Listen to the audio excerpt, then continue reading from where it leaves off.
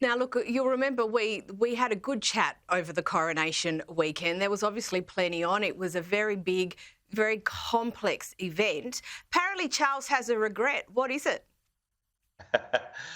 Well, when the dust has settled on these big events, I mean, I'm sure there's an awful lot of people poring over the sort of whys and whatnots went on. But one big regret has come out, and it is Charles himself has said this at an event last week, talking about the only regret he had from his coronation weekend is that he wasn't closer to the action when it came to the coronation concert. And I was lucky enough to be there at the fantastic stage at Windsor Castle. Headliners like Take That, Katy Perry, a barnstorming event. But to be fair, the royals were pretty much sat away from the action. He said he wished he'd brought his binoculars for the event. I mean, he seemed to be having a good time. He remembers Sophie, Duchess of Edinburgh, was jiving in the stands, rocking her shoulders. She got a lot of plaudits for that. Charles seemed to be toe-tapping his way through the set, and a great end to the coronation weekend. I'm sure there was an awful lot of stress on him in his big moment, but it went off without a hitch. And I suppose if that is the only thing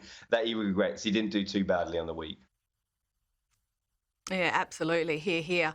And look, still with Charles, we all remember his tussle with that fountain pen. Here it is. Oh, God, I hate this. No, look, it's going everywhere. So nobody got it wrong. No, look, it's everywhere. There is bloody thing.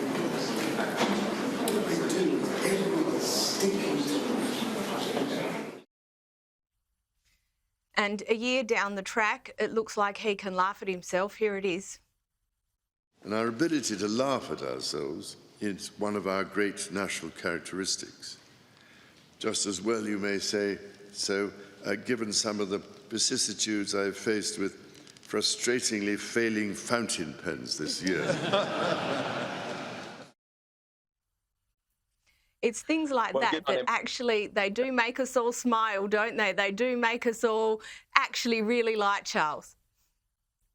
Oh, I think so. I mean, at the time, you can imagine the stress on him. The first incident was at his accession council. If you remember, sort of shooing the fountain pen away to his equerry. That then, the clip you just saw then, was at his first engagement, and it was sort of this big muddle of the fountain pen gate that Charles was embroiled in. But at a speech at Mansion House this week, he was talking about, the togetherness of communities and how he sees his role sort of a fosterer for good relationships, not only in the UK but abroad, and talking about British and Commonwealth values, that knitting together.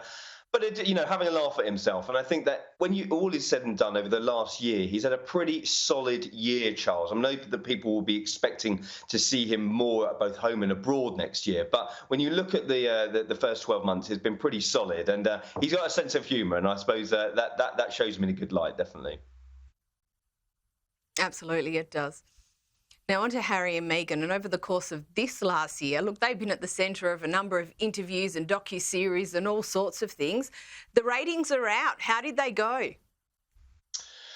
Well, they are indeed. And, there's a couple that slipped under the radar. I mean, I was looking at this story during the week, and we all remember the big Netflix series that Harry and Meghan had come out. I mean, that was an absolute sort of barnstormer across the world, made global smashes, Netflix's biggest debut series ever. We were all hooked to it.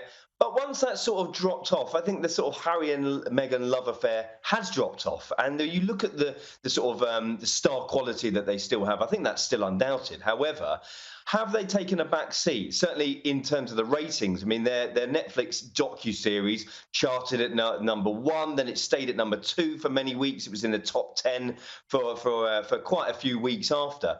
But then when you look at Heart of Invictus, the really decent, worthy production that Prince Harry made of the Invictus Games, of course, that is one of his legacies, I think you could say about him. One of his most proudest moments, that didn't really chart at all. And then you had another one of the series that Harry and Meghan piggybacked on about global leaders. That didn't chart either. So where is the star quality going to see them succeed? I mean, Netflix paid $100 million for them to sort of bring in the big shows. But once you had the sort of mudslinging and the trashing of the royal family, what was left? And I think that Spotify executives saw the same thing, didn't they? They quickly got rid of Meghan when it wasn't working out. So maybe a bit more of a back to the drawing board for Harry and Meghan if they're to succeed in that sphere again. Still with the Sussexes, and we're getting to the pointy end of the year, Russell. What are their Christmas plans? Are they planning to head to the UK anytime soon?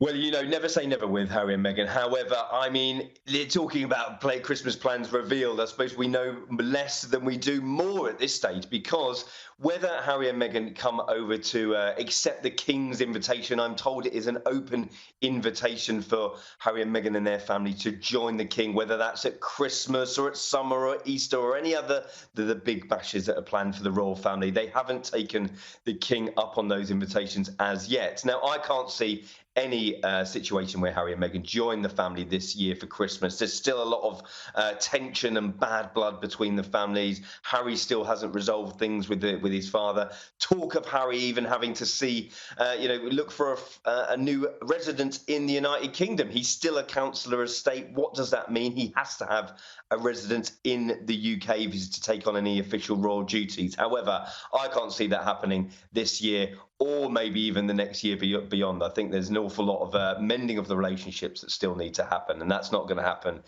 anytime soon.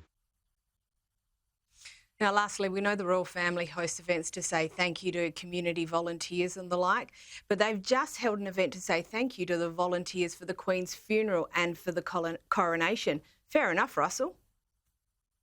Yeah, I think that all is said and done after the coronation, of course, 12 months on from the late Queen's passing as well, and all that involved thousands and thousands of people, not just in the UK, but across the Commonwealth nations, their outpouring of support, the signing of the books of condolence, the people that were there on the day from the emergency services. And of course, they deserve the biggest thank you of all. And I think it was just right that at Buckingham Palace this week that the King and the Queen and some of the other senior members of the royal family got together to say thanks to all the people that put it on. I mean, spectacular shows of pomp and pageantry, things that will go down in history for sure. And King and Queen on great form once again to thank the people who put on those spectacular shows. And, the best of our countries, I think, when you look at it that way.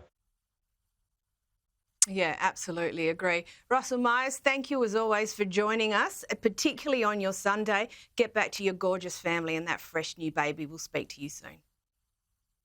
Thanks very much. Great to see you.